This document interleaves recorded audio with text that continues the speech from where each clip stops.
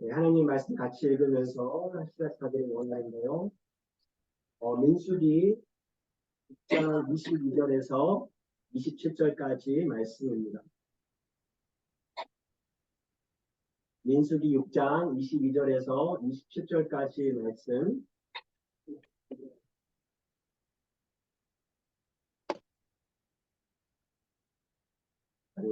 같이 한 절씩 교독하면서 읽도록 하겠습니다. 제가 한 절 읽고 여러분 한 절 읽고 같이 이렇게 공독하겠습니다. 여호와께서 모세에게 말씀하여 이르시되 아론과 그의 아들들에게 말하여 이르기를 너희는 이스라엘 자손을 위하여 이렇게 축복하여 이르되 여호와는 내게 복을 주시고 너를 지키시기를 원하며 여호와는 그의 얼굴을 내게 은혜 베푸시기를 원하며 여호와는 그의 얼굴을 내게 비추사 은혜 베푸시기 원하며 제가 26절 여호와는 그 얼굴을 내게로 향하여 드사 평강 주시기를 원하노라 할지니라 하라. 그들은 내가 내 이름으로 자손에게 축복할지니 내가 그들에게 그들에게 복을 복을 주리라. 아멘. 함께 시작하기 전에 짧은 영상을 하나 같이 보고 같이 우리 대화를 하면 좋을 것 같습니다.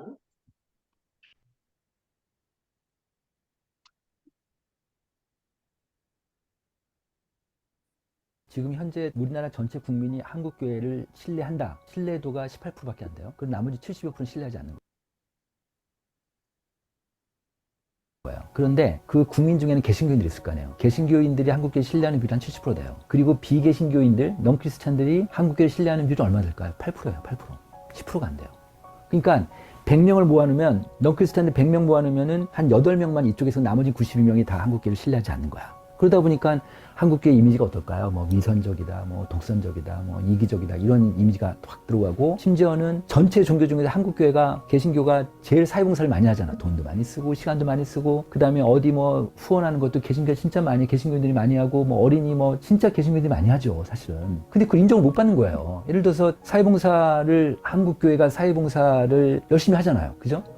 호감도를 물으면요 개신교인들만 호감도가 높아. 정말 답답하지. 너무 안타깝고 불교인, 천주교인, 무정교인은 개신교 사회봉사에 대해서 호감도보다 비호감도가 더 높아요. 근데 그 이유가 뭐냐면 이유를 물어요. 왜 호감도가 나쁘냐고 이유를 물어봤더니 뭐라는지 아세요? 이유가 뭐냐면 전도하기 위해서요. 전도하기 위해서. 니네들 나한테 잘해주는 게 그냥 목적 갖고 하는 거 아니냐. 순수하지 않다. 진정성이 안 보인다. 이렇게 보는 거예요. 두 번째 뭐냐면 과시적인 거. 과시하기 위해서 하는 거 아니냐. 이렇게 보는 거예요. 그러니까 예를 들어서 주일날 우리가 흔히 볼 수 있어요. 주일날 예를 들어서 어느 공원에 어느 교회 권사님들이 몇 분이 나와가지고 테이블 해놓고 거기다 커피를 줘. 사람들 지나갈 때. 그러는 거 봤죠? 한번 보세요. 띠 안 누르고 그냥 줘봐. 그럼 이 사람들이 얻어먹으면서 누구예요? 물어볼 거 아니에요. 몰라요. 그냥 드세요. 어디서 왔어요? 그러면 어느 교회에서 왔어요? 그 말도 안 하는 거지. 말하자면 안 하고 그냥 줘봐요. 그럼 이 사람들 이상하게 도대체 왜 이 사람들 우리한테 이런 얘기를 해? 이렇게 도와줘? 뭐 이렇게 뭘 걸 줘? 그 다음 주 계속 해봐요. 소문 나겠어 안 나겠어? 알지. 왜 모르겠어요. 어느 교회에서 왔다며 왜 얘기 안 했어요 우리한테? 그러면 그게 전도가 되는 거예요. 제가 매주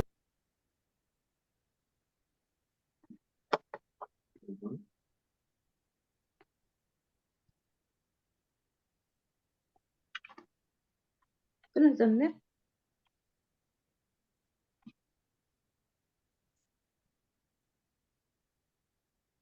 끊어졌어. 뭐냐면 예를 들어 교회에 좀 로열티도 있고 헌신적이고 뭐 예배도 잘 나가고 그다음에 봉사도 열심히 하고 이런 분들이 교회에 대해서 좀 관심 가질 수 있게 한국 교회 좀 어떻게 흘러가는지를 알면 제가 볼 때는 교회에 대해서 견제 세력이 될 수 있겠구나 라는 생각을 했던 거예요. 무슨 얘기냐면 청년들이 지금 많이 이탈된다고 많이 그러잖아요. 근데 사실은 그렇게 많이 이탈되지 않아요. 다른 30대 40대보다는 청년들이 이렇게 많이 이탈되지는 않는데 어쨌든 20, 30대 MZ세대들이 지금 어렵다고 하고 한국교회에서 굉장히 위기 세대라고 하는데 이 사람들이 생각할 때 청년들이 생각하는 교회의 가장 부정적인 요인이 뭘까요? 권위주의인 거예요. 권위주의인 거. 권위주의적인 거 세대적인 갭 크고 이런 것 때문에 청년들이 잘 적응하지 못하고 그다음에 새로운 문화, 새로운 세대 이거에 대해 잘 교회가 적응하지 못하고 이런 것들이 청년들한테 힘드니까 그래서 이런 책을 보면 지금 시대가 지금 어떻게 바뀌고 있고 교회가 어떻게 바뀌고 있는 거를 이 책에 보면 나와 있으니까 아 그럼 우리 교회도 이렇게 가야겠구나 라는 생각을 할 수 있을 것 같아요. 그러면 목사님들한테 아니 뭐 우리 교회가 목사님 생각도 옳지만 이런 의견도 있지 않겠습니까? 라고 같이 건설적인 대화를 할 수 있겠다. 네, 그런 측면에서도 좀 순기능을 할 수 있지 않을까 이런 생각을 좀 해봤습니다. 네. 이런 얘기가 있습니다. 슈즈 있죠, 신발. 사람들은 교회에 들어가면서 신는 신발하고 나올 때 신는 신발이 다르대요. 그러니까 교회 안에서는 홀리하지만 밖에 나서는 안 그런 거지. 밖에 나서 똑같은 거지. 데이터로도 나와요. 일반 크리스찬들하고요, 넌 크리스찬들하고 똑같아. 진짜 똑같아. 통계적으로 유의미한 차이가 안 나요, 지금. 그게 가슴 아프죠. 교회가 확장이 안 되지만 어떻게 돼야 되냐. 교인이 만약에 50명 있는 교회다. 그럼 교인들을 교회에 들어가는 슈즈, 나오는 슈즈를 똑같이 신게 만들어야 된다는 거지. 삶으로 전도해야 되니까. 결국 그런 교회가 앞으로 클 거예요. 그리고 그런 크리스찬이 결국은 이 사회에서 건강한 사회를 만들 거고 그 한국교회가 그렇게 해야 되지 않을까 보는 거죠.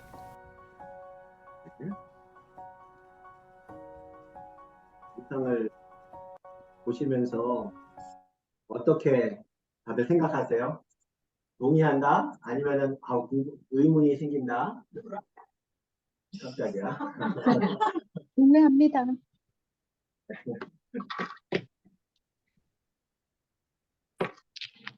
왜 한국 교회가 신뢰도가 8%라고 하잖아요.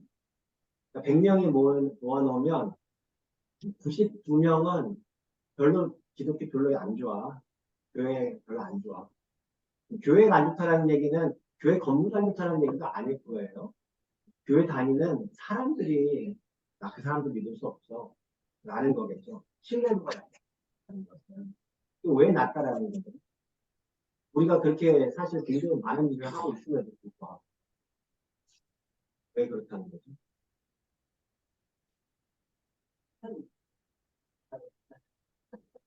네. 예, 신뢰도가 낮다는 건요, 그 사람의 믿음의 문제라고 생각해요. 상대방의, 네. 세상 사람들의, 네. 네. 근데 보는 관점에서 보기 때문에 그런 거 아니에요. 보세요. 어느 사람들께 교회 그런 부분도 들어와서 있을 거예요. 교회 들어서 있으면 뭐 이건 참 어쩌지. 그 사람은 믿음의 문제예요. 지금 분명히 어떤 면에서는 그 보는 사람들의 문제일 수도 있을 것 같아요. 분명히 그런 부분도 있어요. 그렇다면 우리는 세상 사람 만약 그렇게 하면은 만약 그것만 있으면은 사실 우리는 문제는 고민은 쉬워져요. 우리한테 문제가 없어. 네, 우리는 그건 당신들 문제고 우리는 괜찮아 다 될 수 있으니까 사실 쉬운 문제인데 왜 그러면은 이런 그 기용과 목사님 같이 목회 데이터 연구소를 차려서 사람들에게 물어보고 그거 왜 하고 할까요? 아까 목사님 얘기하신 거 보니까 보여주고 목적을 전도의 목적을 두고 일부러 보여주면서 이렇게 분발을 한다는 거에 대해서 사람들이 되게 반감을 가지고 있는 것 같아요. 아니, 근데 하다 보면 어떻게 안 보이긴 할 수가 있어. 보일 수가 있지. 아까 그 티를 두르고 그래. 전화 정말 소리 없이 보이지 않게 정말 섬기면은 물론 당장은 보이지 않겠지만 그게 진정한 전도가 될 수 있고 나눔이 될 수 있을 텐데 조금 그런 것들 점이 있죠. 안 그런 면도 있지만 안 보이는 그러니까 우리가 딱 눈에 띄는 거는 이렇게 보여주면서 하려고 하는 것들이 눈에 띄니까 예, 그래서 전혀 안 보일 수가 없어. 이제 목사님, 예. 예, 제가 잠깐만 좀 제 소견을 말씀을 네, 드리겠습니다. 말씀. 그 세상 사람들이 우리 그리스도인에 대해서 부정적으로 이렇게 퍼센테이지가 낮게 나오는 이유는 제가 보기에는 우리 그 그리스도인들이 말씀대로 삶으로 살지 못하기 때문에 그 원인이 있다고 생각을 합니다. 주님께서는 주님의 말씀을 토대로 해서 세상의 소금과 빛이 되라고 했는데 음, 과연 우리 현재에 공존하고 있는 우리 그리스도인들이 세상 밖에서 말씀대로 삶으로 나타내지 못하기 때문에 음, 그 사람 세상 사람들로부터 그런 지탄을 받는 것 같아요. 그래서 그 한 가지 예를 들면은 우리들이 다 아는 바와 같이 그리스도인이라고 하는 낱말 자체가 이 지구상에 없었어요. 그런데 안디옥 교회의 그 교인들이 스스로 그리스도인을 쫓는 자, 또 작은 그리스도, 또 그리스도를 닮은 자, 그만큼 삶으로 그 사람들이 나타났기 때문에 이 지구상에 없는 낱말을 이 세상 사람들이 그들에게 저 사람들은 그리스도인이다. 이렇게 나타나지 않았습니까요? 그러니까 옛날 안디옥 교인들하고 현대의 교인들하고는 많은 차이가 있는 거죠. 예전에는 안디옥 교회 교인들은 진정으로 그거를 말씀을 토대로 해서 자기 삶으로 나타냈기 때문에 세상 사람들이 오히려 저 사람들은 그리스도인이라고 최초의 이 지구상에 없는 낱말을 그들에게 붙여준 거거든요. 그래서 아까도 말씀드렸지만 저 사람들은 정말 그리스도를 닮은 사람이다. 그다음에 작은 그리스도다.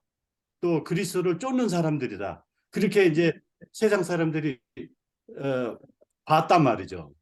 근데 요즘에는 그 많이 이제 그 그리스도인들이 그 말씀대로 세상에서 그렇게 삶으로 이렇게 나타내질 못하기 때문에 일반 사람들이 손가락질하고 좀 뭐라 그럴까 좀 아까도 말씀드렸지만 뭐 얘기 나오면 전도다 또 자기 과시용이다 아니면 또 그리스도인으로서 어떤 권위주의에 빠져 있는 사람들이다 이렇게 손가락질을 받는 거 아닌가 저는 그렇게 생각을 하고 있습니다. 네. 이렇게 보면은 그 안디옥 교회에서 처음으로 그리스도인이라는 별명을 받았다고 했는데 그때 당시에 그리스도인들은 일반 세상 속에 있는 사람들하고 뭔가 좀 달랐다라는 예, 이제 그런 거죠.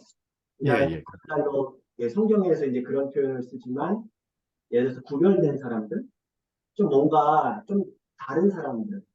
근데 아까 그 지영근 목사님 말씀하시는 들어보면은 우리 교인들이 교회 안에서는 세상 사람들과 좀 다르지만 교회 바깥에서는 신발을 바꿔 신고 세상 사람들하고 별 차이가 없더라. 라는 이제 그런 부분에서는 이거 다른 게 아니 다른 사람들이 아니라 똑같은 사람이네. 라는 거예요. 이게 사실 우리가 이따가 잠깐 좀 나누겠지만 사실 이 땅에서 살아가기 때문에 세상 사람들하고 같이 놀면은 똑같을 수밖에 없죠. 이게 딱 구별이 되지는 않죠. 사실 이제 그걸 얘기하는 건 아닐 거예요. 그렇죠?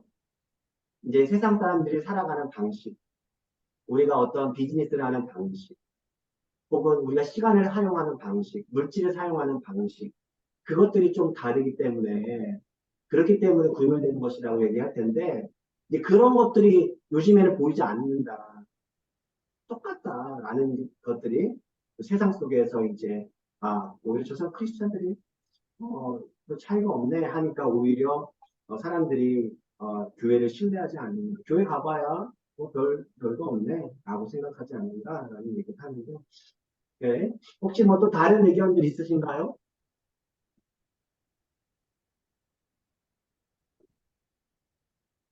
네. 뉴스 미디어가 많이 퍼져 있잖아요. 웬만한 사람들 컴퓨터 다 가지고 있고 텔레비전 있고 그러니까 그런 그 목사님 유명한 목사님들 한국에 예를 들어서 김삼환 목사, 조용기 목사 이렇게 대형교회 목사님들이 그 아비어스하게 그 금전에 대해서 나쁜 짓을 하는 거를 그 TV에 나와서 뉴스 같은 데 들을 때 얼마나 많은 사람들이 그걸 보겠어요. 그렇기 때문에 저도 그거 보고 좀 구체적인 내용을 듣고 그랬는데 정말 실망스럽고 남을 해치는 게 문제가 아니라 자기가 자기 교회에 있는 에셋을 그렇게 갖는다는 것, 난 정말 개탄할 노릇이에요. 너무 크게 거의 예. 그래서 이제 그런 어떻게 눈에 보이는 이제 규모로 우리는 뭔가 부흥이라 생각을 하고 실제 그런 부분이 있고 그래서 더 많은 사람들이 교회에 나오고 정말 예배 드리는 숫자가 커지고 이제 그런 것들만 이게 다인 줄 알았는데 그 막상 그렇게 성장하고 나 보니까 아 이런 부작용들이 있다라는 거죠. 지금 뭐 모든 목사님이 되지 그러지는 않을 거예요. 사실 상당수 목사님들은 굉장히 힘들게 살고 있는 게 사실이거든요. 그리고 굉장히 존경할 수 있는 목사님들 되게 많고요, 실제로. 네. 근데 이제 몇몇 이제 거기 이제 큰 교회 그 사실 목사님들 가운데서 그런 모습을 보이는 것이 사실 목회자들도 그렇고 제 주변에 있는 목사님들도 그 교단에 있으면서 되게 힘들어 하셨었거든요. 이제 그런 일들 터질 때마다. 예, 그런 것들을, 이제 근데 하다못해 교인들도 그렇고, 목회자도 그런데 세상으로 좀 더하겠어요. 근데 그런 부분들이 말씀하신 대로 미디어에 흘러서 보니까 좀 신용도가 많이 떨어졌다. 저는 이제 그런 부분들을 가지고 오늘 아론이라고 하는 그 사람은 우리가 잘 아는 그 아론이 누구죠? 근데? 모세형. 모세 형이잖아요. 모세 형인데 모세 형인 아론을 통해서 한 가지 그 문제에 대한 실마리를 찾을 수 있을 거라는 생각이 들었어요. 아론에 대해서 배우면서 어떤 모습으로 우리가 어떤 해결 방법이 있는지 한번 아론을 통해서 배워보면서 우리가 같이 한번 생각해 보면 좋겠습니다. 아론은요 우리가 잘 아는 대로 하나님께서 그 모세의 대변인으로 세웠어요. 모세가 못하겠다 하니까 나 하나님 말씀대로 그 순종 못하겠습니다. 못 가겠습니다. 말을 못합니다. 입술이 뭐 둔한자입니다. 하니까 너 형 아름에 있지 않느냐 하면서 결국에는 그 출애굽의 사명을 이제 해냈어요. 그리고 나서 출애굽한 다음에 그 광야에서 아론을 어떤 역할을 주죠? 아론에게 하나님께서 대제사장. 예, 대사장의 역할을 줘요. 그렇죠? 아론이 대제사장이 되죠. 그러면서 아론 자손들을 계속해서 제사장이 되게 하십니다. 제사장으로 삼으시고 제사장의 직분에 걸맞는 옷을 입혀주세요. 그게 출애굽기 28장에 나오는데요. 출애굽기 28장을 한번 같이 살펴보겠습니다.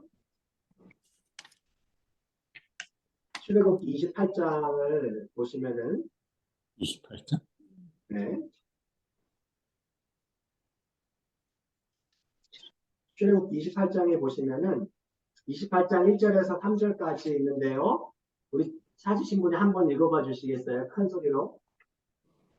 너는 이스라엘 자손 중 내 형 아론과 그의 아들들 곧 아론과 아론의 아들들 나답과 아비후와 엘르아살과 이다마를 그와 함께 내게로 나오게 하여 나를 섬기는 제사장 직분을 행하게 하되 내 형 아론을 위하여 거룩한 옷을 지어 영화롭고 아름답게 할지니 너는 물은 마음에 지혜 있는 모든 자 곧 내가 지혜로운 영으로 채운 자들에게 말하여 아론의 옷을 지어 그를 거룩하게 하여 내게 제사장 직분을 행하게 하라. 네. 그렇죠? 하나님께서 아론에게 제사장으로 삼으시면서 제사장에 걸맞는 옷을 주셨어요. 입혀주셨습니다. 그런데 그 이제 우리가 한 가지 그 생각해 봐야 되는 게 있는데 누가 제사장이 될 수 있는가? 제사장은 어떻게 되는 것인가?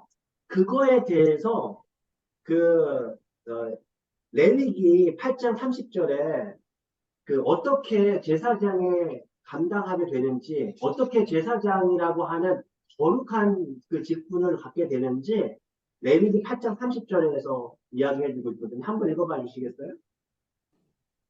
모세가 관유와 제단 위에 피를 가져다가 아론과 그의 아론과 그의 옷과 그의 아들들과 그의 아들들의 옷에 뿌려서 아론과 그의 옷과 그의 아들들과 그의 아들들의 옷을 거룩하게 하고. 네.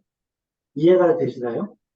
먼저 일단 제사장은요, 첫째 하나님의 선택에 의해서 하나님이 선택하셨어요. 선택하셨다라고 하는 것이 뭐냐면 은혜로 부르셨다라는 거예요. 내가 뭔가 대단하게 해가지고 내가 자격이 생긴 것이 아니라 하나님께 은혜로 부르셨어요. 하나님께서 거룩한 직분을 주셨어요. 어떻게 거룩하게 되는가? 피 뿌림을 통해서 거룩하게 된다는 거예요. 그렇죠? 제사장은요, 피 뿌림으로 거룩하게 된 사람들입니다.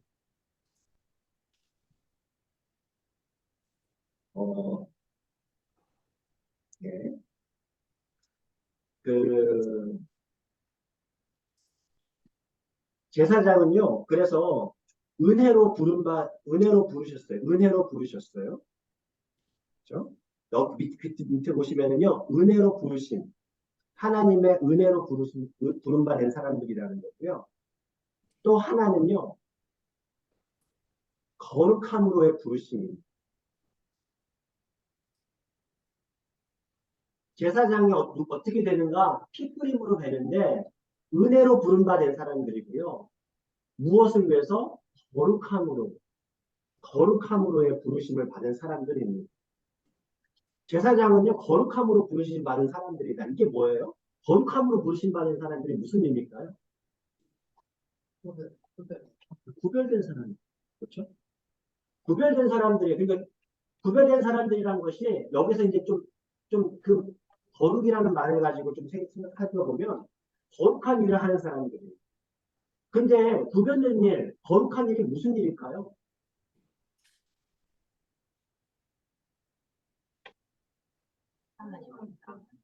하나님 앞에 나아가는 것도 그렇겠고 또 뭐가 있을까요? 제사장은 분명히 하나님 앞에 나아가는 일이 있어요. 그렇죠? 좀 뒤에서 좀 더 구체적으로 얘기해 보겠지만 거룩한 일은 결국에는 누구의 일을 하는 거예요? 제사장. 하나님. 하나님의 일을 하는 사람. 그 제사장은요, 예를 들면, 하나님께서 거하시는 공간은 성전이라고 하죠. 거룩한 전. 하나님께 드려진 물건은? 성물, 그렇죠. 하나님을 위한 사역은? 언약, 성역이라고 할 수 있겠죠. 거룩한 사역. 그러니까 그 사역, 그냥 하나님을 위해서 하는 그 사역이 무엇인가라는 거예요. 이제 그 부분을 이따가 제사장의 역할을 이야기할 때 좀 더 생각을 해볼게요. 그러면 이제 우리는 여기서 또 이런 질문을 드려야 되는데요. 제사장, 아론은 제사장이라고 이해가 됩니다. 근데 오늘날에는 누가 그 제사장이에요? 그게 굉장히 사실 되게 중요한 부분이죠. 성경은 누가 제사장이라고 얘기하죠? 신약 시대에 와서. 믿는 사람, 우리들요. 믿는 사람들. 이 그런 부분들이, 그러니까 목회자만이 아니라 모든 믿는 사람이 제사장이라고 얘기를 하죠. 제사장은 장로님을 보고 제사장을 안 해. 그래서 이게 우리가 가지고 있는 어떻게 보면은 제사장을 그러니까는 뭐 장로님 혹은 목사님 이제 그런 사람들을 제사장이라고 생각을 합니다. 그래서 보통 그런 직분이 없는 사람들은 뭐죠? 그냥 성도라는 거예요. 그래서 실제 근데 성경에는요 그런 말이 한 번도 나오죠. 사실 우리가 생각하는 평신도라고 하는 말은 모든 성도예요. 그 모든 성도는요 목회자를 포함해요. 그러니까 목회자는요 장로의 직분을 받은 사람인 거지 그 사람만이 제사장이라는 것이 아니에요. 근데 그게 우리가 모든 성도는 모든 크리스찬이에요. 왜 그럴까요?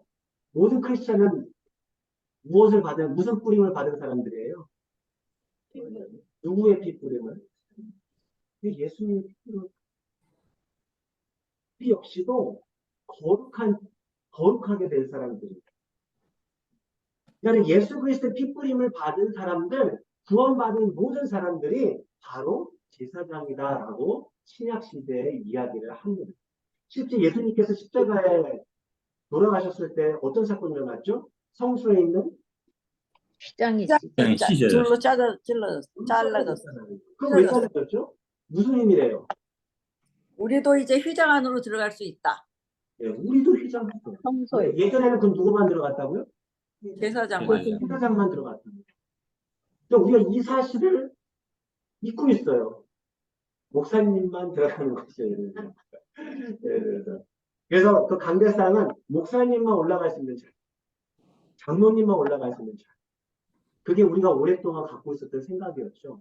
그것은 굉장히 캐톨릭적이죠. 아주. 그 교황만 갈 수 있는 자리. 우리 종교개혁 일한 지가 500년이 넘었는데도 굉장히 오랜 시간 동안 캐톨릭적인 그런 구약시대적인 그런 것들을 갖고 있었다는 거죠. 그거는 예수 그리스도의 피 뿌림으로 인해서 그리스도 안에 있는 모든 성도들은 누구나 다 하나님 앞에 직접 나아갈 수 있어요. 언제요? 1년에 한 번씩? 어느 때든지. 네, 언제든지 나갈 수 있어요. 그래서 하나님을 만나고 기도할 수 있어요. 이것이 그리스도인들은 그리스도의 피로 거룩하게 된 사람들이라는 거죠. 그래서 유명한 성경 구절이 하나 있죠. 히브리서 4장 16절에 제가 한번 읽어드리겠습니다. 이런 표현이 있어요. 그러므로 우리는 긍휼하심을 받고 때를 따라 돕는 은혜를 얻기 위하여 어디에 나아갈까요? 은혜 보좌로. 은혜의 보좌 앞에 담대히 나아갈 것이니라. 은혜의 보좌는요, 하나님이 계신 곳이거든요.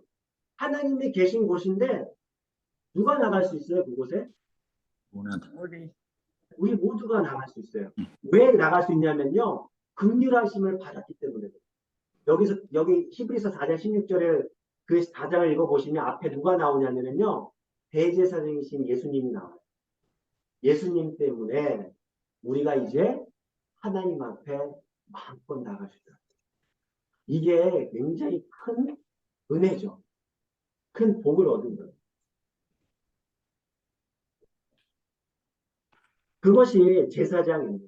그래서 제사장은요, 은혜로 부름받은 사람들, 그리고 거룩함으로 부름받은 사람들입니다. 그래서 하나님의 일을 하는 사람들인데, 자, 근데 그럼 제사장은 무슨 일을 하는가?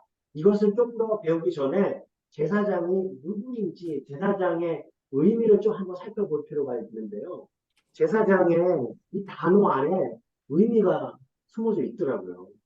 제사장은요, 히브리 말로 코헨이라고 합니다. 코헨.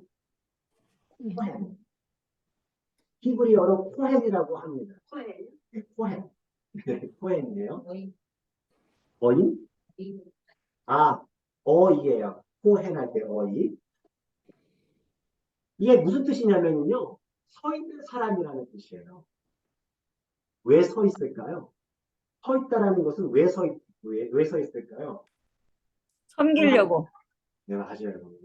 섬기기 위해서요. 성경에서는 서 있는 사람들은요, 다 어떤 사람들이 서 있어요? 누가? 종들이 서 있어요. 이해가 되시죠? 종들이 서 있잖아요. 항상 우리 밥을 먹으면 웨이터들은 서 있잖아요. 왜냐면 섬기기 위해서요. 이 제사장이 단어 자체가 서 있다라는 의미가 있어요. 그러니까 이게 무슨 뜻이에요? 봉사자라는 거예요. 제사장은요, 그래서 다른 사람들을 위해서 봉사해주는 사람, 돕는 사람의 의미가 들어가 있어요. 그래서 제사장을 봉사자라고 표현한 구절이 하나 있는데, 이사야서 61장 6절이에요. 제가 읽어드릴게요. 이사야서 61장 6절. 오직 너희는 여호와의 제사장이라 일컬음을 받을 것이라. 사람들이 너희를 우리 하나님의 봉사자라 할 것이라. 이 제사장은요, 그래서 자기 자신을 위해서 일하는 사람이 아니라는 거예요. 하나님을 위한 봉사자, 그리고 사람들을 위한 봉사자입니다. 그래서 하나님과 사람들 사이에 중간 매개자 역할을 하는 사람들이 바로 이 제사장이라는, 이 제사장의 의미를 좀 우리가 좀 더 이해가 됐죠. 하나님께서 우리를 제사장으로 불러주셨다라는 것은 그럼 결국에는 뭘까요? 어떻게 이해하면 될까요? 뭔가 이제 특권을 가진 사람으로 생각할까요? 뭔가 내가 뭐 되게 위에 있는 사람처럼. 하나님 말씀을 잘 듣고 하지. 그래서 안 돼. 우리는요, 하나님께서 하나님의 봉사자로, 그리고 세상을 위한 봉사자로 세웠다라는 거예요. 저는 제사장 그 역할을 볼 때마다 늘 이런 표현이 생각이 납니다. 제사장은요, 그 하나님께 가까이 있으면서 어디에서 살아가는 사람이에요? 누구랑 같이 살아가는 사람이에요? 네, 맞아요. 제사장은요, 하나님께 가까이 있으면서 세상에 발을 딛고 살아가는 사람들이에요. 만약에 우리가 하늘에만 있으면은요, 중개자 역할을 할 수가 없어요. 자기 역할을 할 수가 없어요. 그래서 그 제사장의 역할을 저는요, 우리 교회 표랑 똑같아요. 요즘 우리 항상 계속하는 무엇을 하는 사람? 다리를 다리를 놓는 사람. 이 제사장의 역할이 바로 다리를 놓는 사람. 다리를 놓는 사람.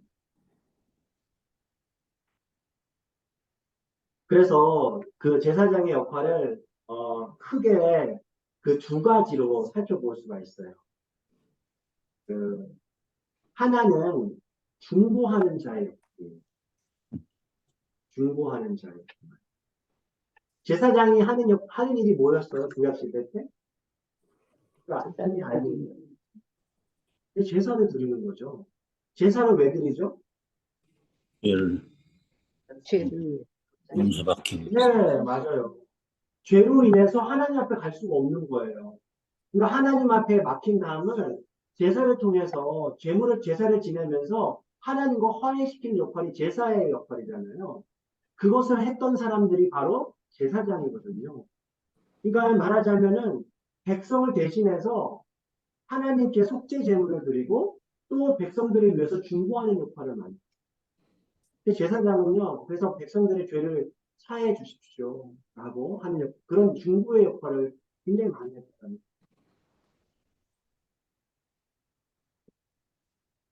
그래서 제사장들을 통해서 하나님께서는 이스라엘 백성들의 제물과 기도를 바치게. 그러니까 이게 어떻게 보면은 오늘날 우리 그리스도인들의 역할을 생각해 보면 우리는요, 그러면은 어떻게 해야 되겠습니까? 우리가 제사장 역할을 갖고 있다, 중보자 역할을 갖고 있다 하면은 우리의 기도 제목은 무엇이고요?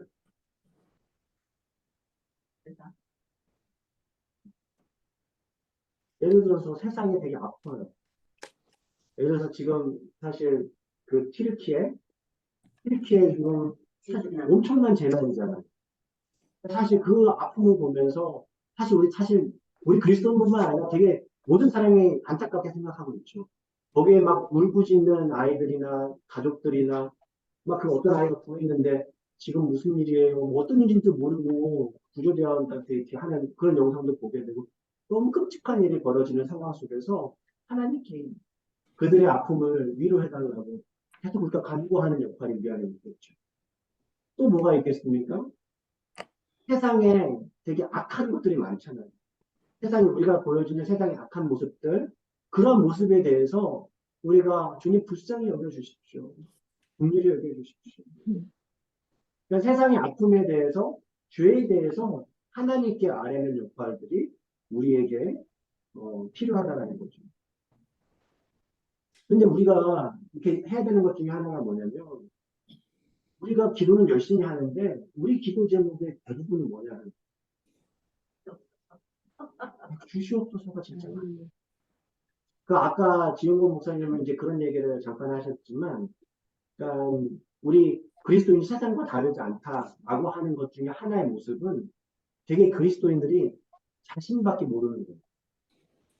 그러니까 예를 들어서 어떤 교회, 아까 사실은 아까 장로님이 말씀하셨던 그 교회에도 새벽 기도회가 4, 5, 5분까지 있잖아요. 새벽 기도, 거기 새벽 기도가 유명한 곳이거든요. 그러니까 새벽 기도가 한 4시, 3시부터 시작하죠. 8시까지만 계속해요.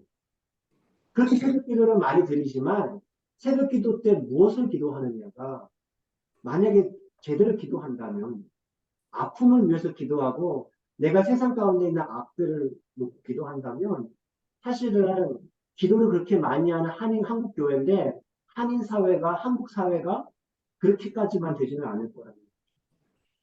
한번 생각해 볼 만하지 않을까? 제사장의 역할이 우리는 제사장의 역할을 망각하고 있는 거죠. 왜냐? 우리는 세상 속에서도 마치 하나님께 더 구하는 우리 자신의 것들만 구하는 제사장의 역할을 다 잊어버리는 거죠. 그런 부분들이 사실은 왜 중요한지 이따 뒤에 또 잠깐 제사장의 책임에 대해서 좀 더 살펴보겠습니다. 그러니까 우리가 던져야 되는 질문이 있어요. 그래서 우리의 기도 생활은 어떤가? 그리고 우리의 가정은 어떤 역할을 지금 하고 있는가? 예를 들어서 우리가 비즈니스가 있어요. 사람들과 같이 어울려서 우리 가정은, 우리 비즈니스는 좀 뭐가 다르지?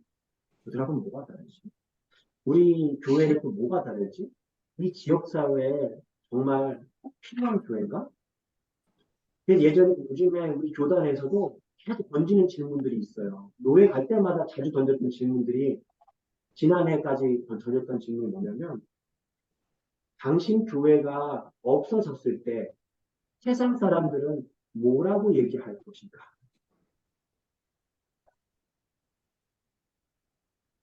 뭐라고 얘기할까요? 없어졌을 때. 네, 우리 교회가 만약에 없어졌어요. 그런데 세상 사람들은 뭐라고 얘기를 할까요? 뭐 없어지는 분내 직장이어도 목사님의 무능력. 그렇습니다. 맞네요. 아, 저 교회 목회자가 참 무능해. 맞아요. 저도 네, 잘해야 됩니다. 네, 맞아요. 그 부분 분명히 있을 거예요. 그 부분도. 근데 중요한 건 뭐예요? 교회가 없어졌는데, 아, 없어졌네?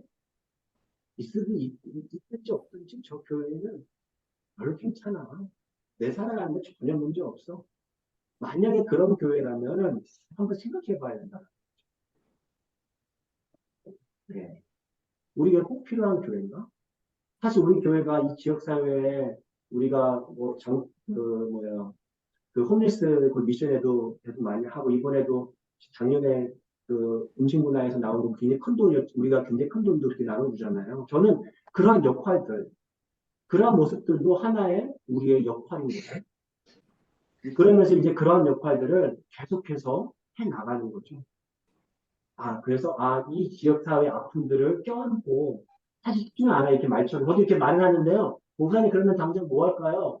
쉽지 않아요. 우리 계속 고민하자는 거예요. 네. 그렇게 나아가야 되지 않을까라는 거예요. 그것이 제사장의 역할이 아닌가. 두 번째, 제사장의 역할은 첫 번째는 중보하는 자였잖아요. 두 번째는 오늘 읽었던 말씀에 있죠. 민수기 2장. 제사장의 역할은 뭐 하는 자일까요? 이점 무엇이나요? 네, 축복하는 자죠. 이것도 특권 아닙니까? 여기 특권이에요.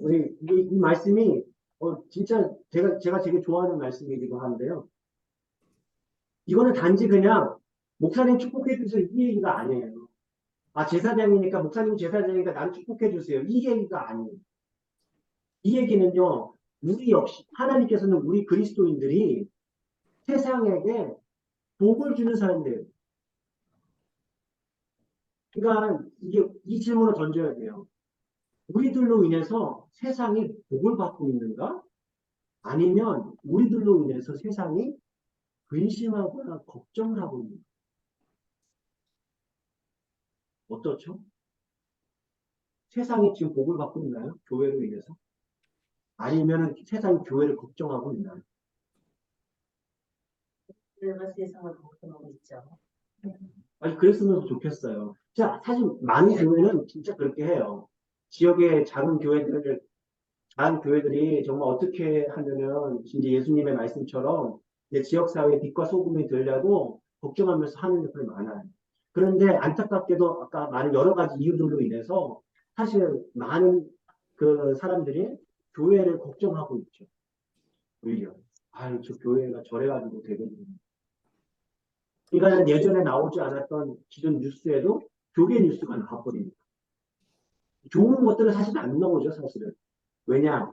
당연하다고 생각하니까 그런 거. 근데 이제 그런 안 좋은 모습들이 나오니까 그런 모습들이 이제 많은 사람들에게 악영향을 주고 젊은 세대들의 특히나 그런 모습이 있죠. 근데 중요한 것은 우리가 세상에 복을 주는 사람이라는 거예요. 이거 제 얘기가 아니라 그러니까 하나님께서 아브라함을 택하셨을 때 어떻게 택했죠? 뭐라고 하셨죠? 12장에? 너 복 받고 잘 살아야만 날. 내가 너로 복을 주고 근원이 될지라. 예, 복의 근원이 될지라. 너는 복이라는 거예요. You are blessing이라는 거예요. blessing to whom? 그렇죠? 너가 복이라는 얘기는 이게 blessing to whom이 있어야 돼요. 그 표현에는요. 근데 하나님께서 뭐라고 했어요? 너로 말미암아 누가? 온 민족. 내 세상이 열방이 복을 얻을 거예요. 물론 그 얘기는 예수 그리스도를 통해서 이제 복을 얻게 된다는 그런 어떤 영적 기독교적인 의미가 있죠.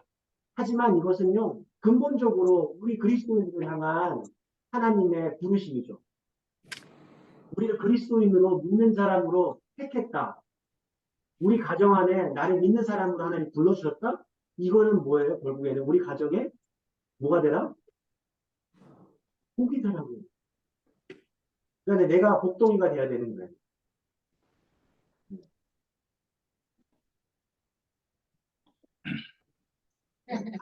이렇게 한번 서로에게 축복해 줬으면 좋겠습니다. 당신은 당신 가정의 복덩이입니다. 당신은 당신 가정의 복덩이입니다. 네. 사실 우리가 그런 존재로 살아야 되지 않냐는 거예요. 내가 가는 가정, 내가 가는 교회, 내가 가는 직장은 나로 인해서 복을 받아야 돼. 사실 요셉이 했던 거 딱 그거잖아요. 요셉이 하나님과 함께 하니까 요셉이 직책은 아주 낮았지만 그것이 복을 받잖아요. 사실 그것이 아브라함을 부르신 하나님의 목적에 맞는 딱 그 삶이잖아요. 사실 우리는 요셉이 뭔가 어떤 성공했다는 것만 생각하는데 그게 아니에요. 거기 성공 스토리가 목적이 아니죠. 요셉을 통해서 사람들이 죽을 수밖에 없던 사람들이 살아나는 거잖아요. 그 많은 사람들이 굶어 죽어야 되는데 살아남는 거예요. 그렇잖아요. 그런 부분들이 핵심이잖아요. 마찬가지로. 그래서 우리 제사장으로 부름받은 그리스도인들은 하나님과 사람들 사이에서 하나님께 더 가까이 나아갈 수 있도록 도와주고, 그렇죠?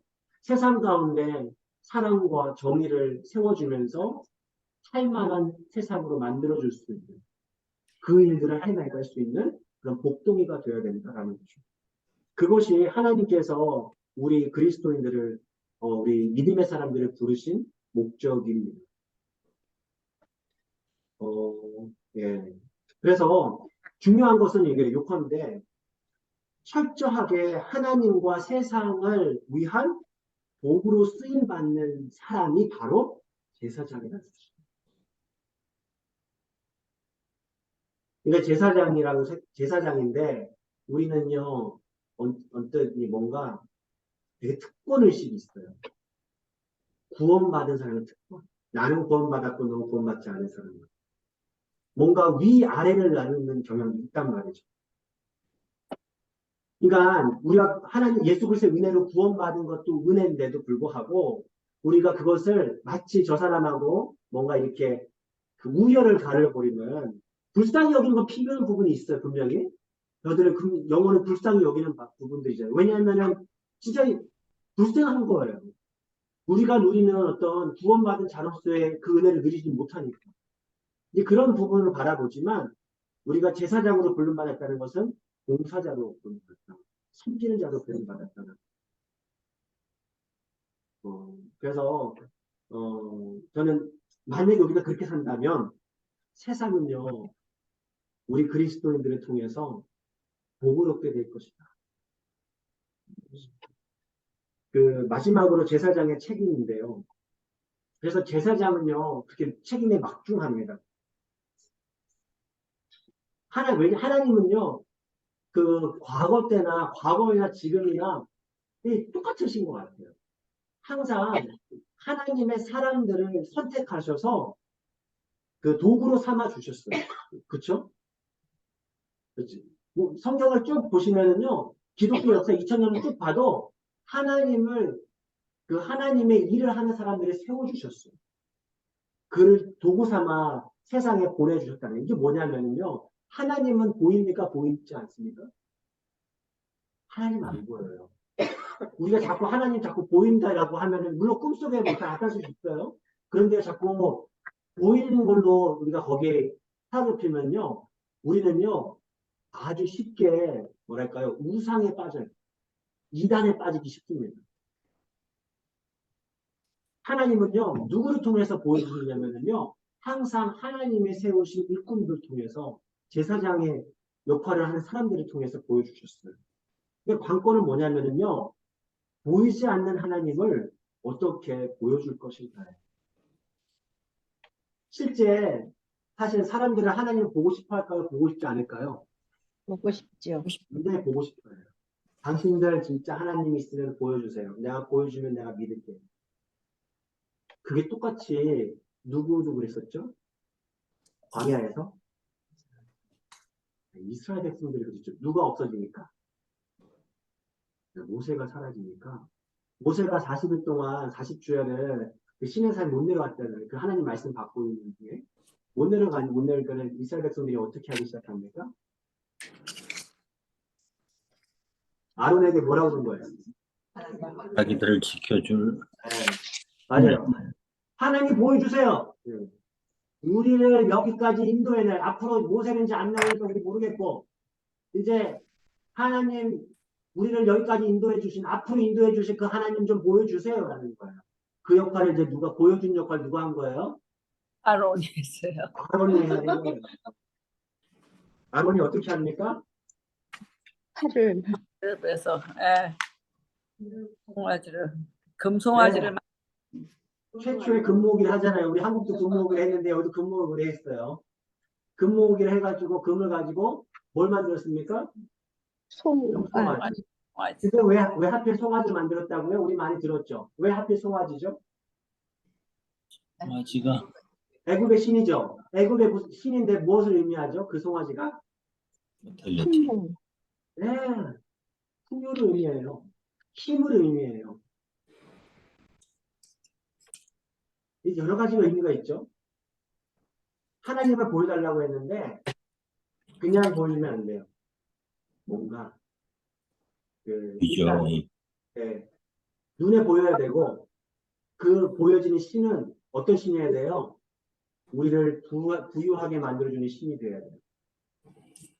세상 다른 신과 싸워서 강력하게 이겨낼 수 있는 힘이 있는 그 힘이 있는 신이 되어야 돼요.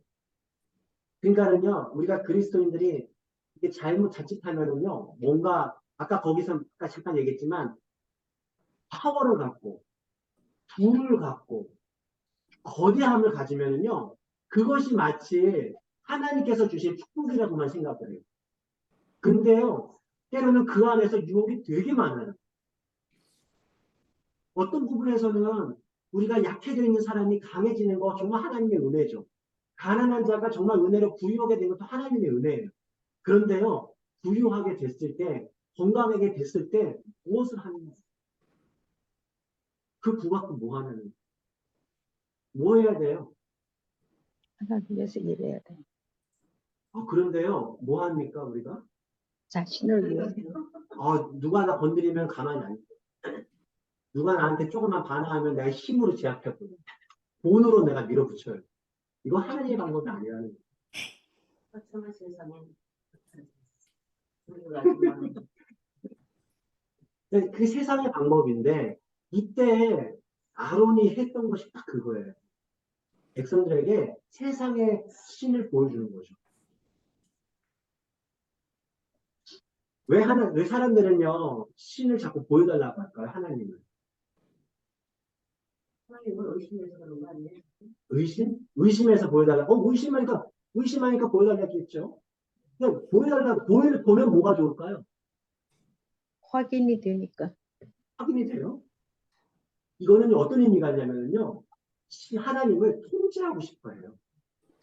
내 눈에 보여야지 안정이 되거든요. 하나님이 보여야지 안정이 돼. 하나님이 여기 있구나. 여기 금송아지가 여기 있구나 해야지 안정이 되는 거예요.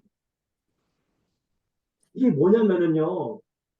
그 하나님은요, 우리가 컨트롤할 수 없는데, 우리는 마치 하나님을 우리의 그 어떤 소원을 들어주는 그런 도깨비 방망이처럼 그렇게 만들어주고 싶은 거예요, 우리는. 그것을 누가 하고 있다고요? 제사장의 역할을 하는 아론이 그 역할을 해주고 있다는 거예요. 그러니까 하나님께서 나 외에는 다른 신을 두지 말라. 아로 새긴 우상을 새기지 말라. 왜 그랬을까요? 이거 다 알아서 그래요.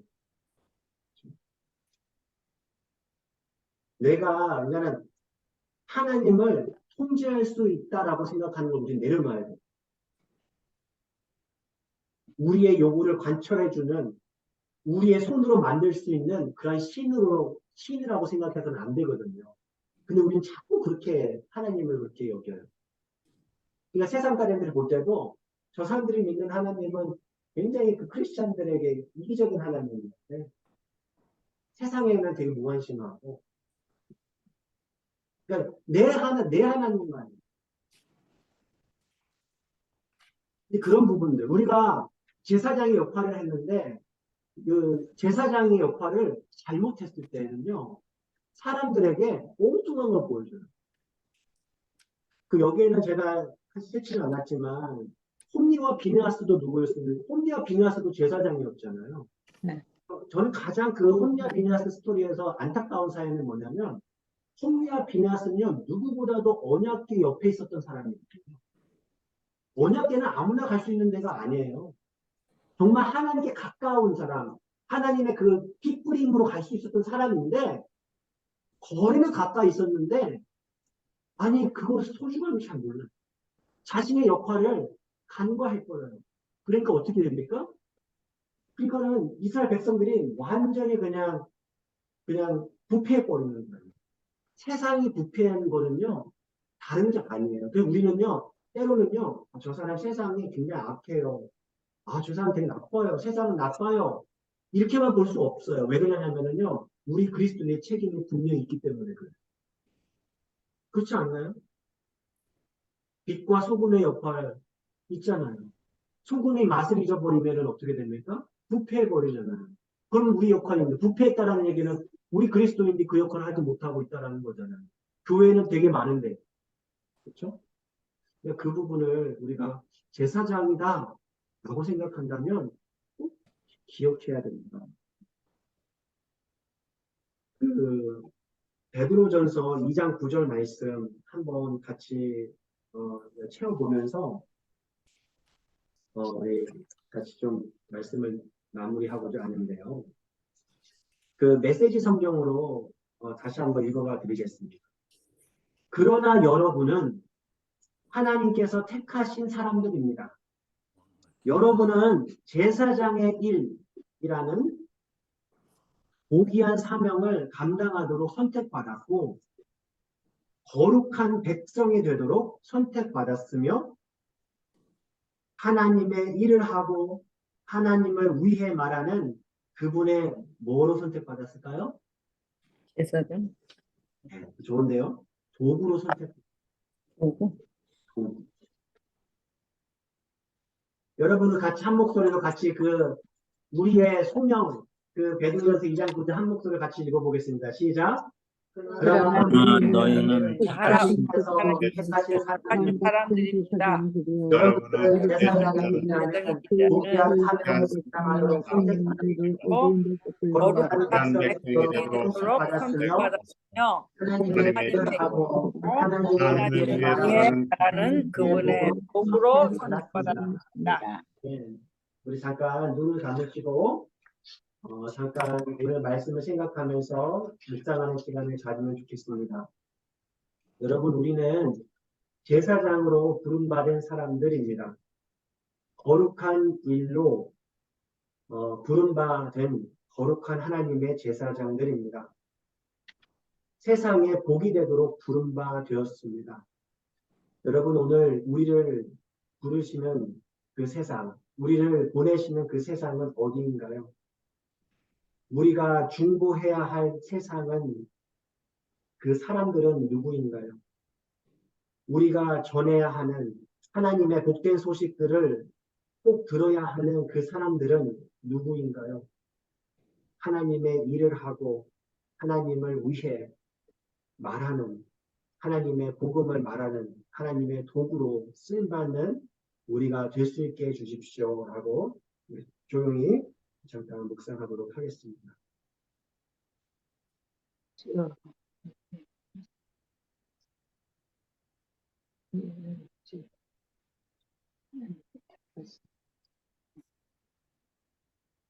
아멘의 죄를 짓는 주님 그리스도께서 불러주시옵소서.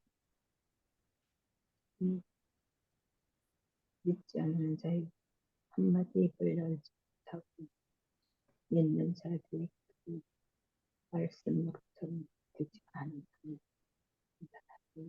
그런